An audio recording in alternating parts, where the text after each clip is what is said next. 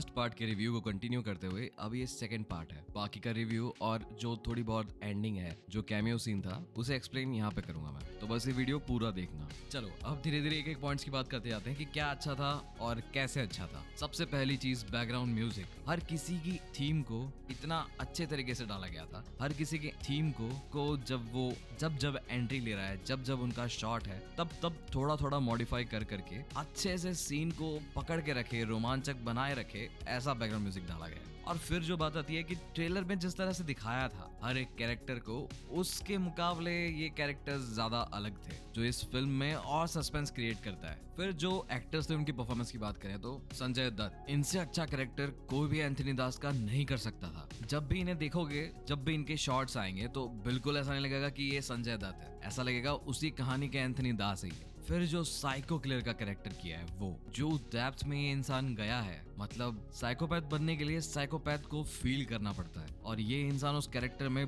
बहुत ज्यादा ढल गए। एकदम क्रीपी और साइकोपैथ वाली वाइब आ रही थी इनसे। और फिर त्रिशा को अगर इस अवतार में देख लिया ना, तो जो वाइफ की डेफिनेशन होती है ना, वो यही बन जाएंगी। अंडरस्टैंडिंग, समझदार और बहुत ही खूबसूरत। त्रिशा के कैरेक्टर की एक और चीज है जो मुझे लगता है कि हो सकती है। मुझे ऐसा लगता है कि कहीं ना कहीं त्रिशा भी कोई एक एजेंट या फिर कोई एक मेन कैरेक्टर है जो एलसीयू में कोई एक मेन रोल प्ले कर सकती है। मेन रोल मतलब कि ऐसे एक डेडिकेटेड फिल्म नहीं, जैसे विक्रम में अमर का रोल था वैसे ही। और हारोल्ड दास जो अर्जुन ने प्ले किया है, ये थोड़ा सा क्रीपी और सनकी है, और ये ऐसा है कि अगर ये किसी चीज पे अड़ जाए तो उसे पाने के लिए ये कुछ भी कर सकता है, जो कि अर्जुन से अच्छा कोई नहीं प्ले कर सकता था इस कैरेक्टर को। और अगर लियो की बात करें फिर, तो लियो सच में एक बैडएस और एक कनिंग इंसान है। उसे पता है कि अगर कोई चीज उसे चाहिए तो उसे क्या करना होगा, और बहुत ज्यादा डेडिकेटेड है उसके लिए वो। ये जब एंड सीन आएगा तब तुम समझ जाओगे। और पार्थी एक ऐसा कैरेक्टर है जो बस हर किसी चीज से अपना पीछा छुड़ाना चाहता है, एक शांत सी जिंदगी जीना चाहता है, जो जब कैमियो सीन आएगा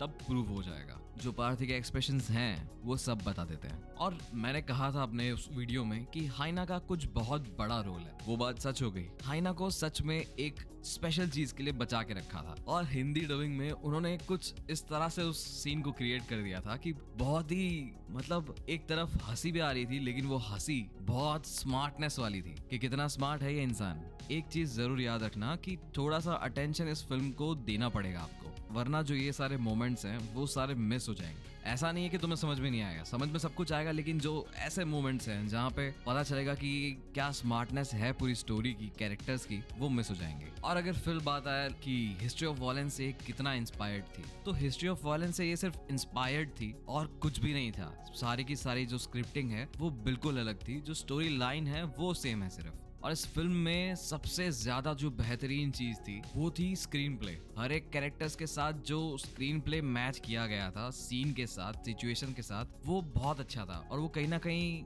एडिटिंग की वजह से भी बहुत अच्छा लग रहा था। और एलसीयू की बात करें तो अब तक सबको पता चल चुका है कि ये एलसीयू का पार्ट है, इसलिए ये एक स्पॉइलर नहीं होने वाला है। तो एलसीयू के रेफरेंस जब इस फिल्म में दिए गए तो ऐसा नहीं है कि सिर्फ कैमियो से रेफरेंस बताया गया, पहले भी रेफरेंस शुरू हुए थे, जैसे कि विक्रम में हुए थे, जैसे वो ट्रक वाला सीन, वैसे ही यहाँ पे शुरुआत होती है कैथी के रेफरेंस से। और जब कैथी का रेफरेंस आता है तब पता चलता है कि ये कैथी के बाद की स्टोरी है। तो जो लीक निकल के आया था, जो लीक वीडियो निकल के आया था, वो लीक वीडियो बिल्कुल गलत था, और उस रेफरेंस ने साफ बता दिया था कि कुर्सी की पेटी बांध लो, आगे और भी मौसम बिगड़ने वाला है और रोमांच बढ़ने वाला है। हारोल्ड का जो फैक्ट्री वाला सीन था, वहां पे मुझे एक चीज बहुत ही ज्यादा क्रिएटिव लगी, जो था जब लियो के बारे में हारोल्ड को पता चलता है कि लियो जिंदा है, या लियो के जैसा दिखने वाला आदमी जिंदा है, तब उसकी फोटो बाहर निकालता है ट्रंक में से, पर उस फोटो पे धूल जमी होती है। उस धूल को हटाने के लिए वो किसी कपड़े से धूल को नहीं पोंछता है, वो सीधा एक हथौड़े से उस तस्वीर के कांच को ही तोड़ देता है। कांच हटेगा तो धूल अपने आप हट जाएगी,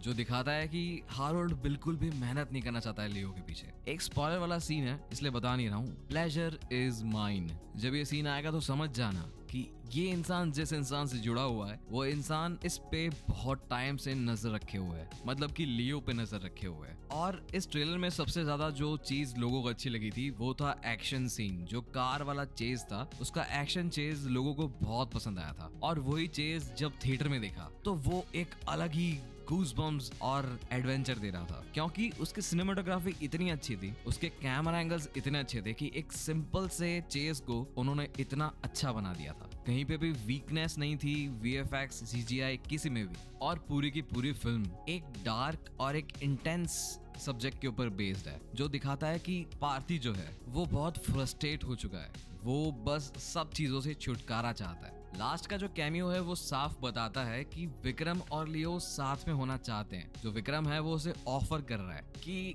हमारी टीम में जुड़ जा और ड्रग्स के कार्टेल को खत्म कर देते हैं। और अगर किसी के मन में ये सवाल है कि कैसे पार्थी तक पहुंचा विक्रम, तो ऑब्वियस सी बात है, लियो पहले एक ड्रग फैक्ट्री चलाता था और वही लियो अब पार्थी है, जो कि एक गैंगस्टर से एक साधारण इंसान में बदल चुका है और ऑब्वियसली उसने पूरी धतूरा फैक्ट्री चलाई है। तो बस इसीलिए शायद विक्रम ने अप्रोच किया है पार्थी को। लेकिन जो लियो का एक्सप्रेशन था उससे ऐसा लगता है कि शायद हो सकता है लियो को वो एक्सेप्टेबल ना हो, क्योंकि वो अब पार्थी बन चुका है। अब उसे एक शांति भरी लाइफ चाहिए। तो बस जब तक आगे की कोई अपडेट आती नहीं है तब तक हम कोई भी अंदाजा नहीं लगा सकते। तो बस ऐसे ही वीडियोस, रिव्यूज और अपडेट्स के लिए मेरे चैनल को सब्सक्राइब करना मत भूलिएगा। और अगर ये पार्ट तुम्हें अच्छा लगा हो तो प्लीज लाइक बटन भी दबा देना और जल्दी जल्दी अपने दोस्तों को ये वीडियो शेयर कर दो, जो कोई भी एलसीयू के फैन या फिर थेलेपैथी के फैन है उनको। और मैं मिलूंगा आपको किसी अगले वीडियो में, तब तक के लिए बाय बाय।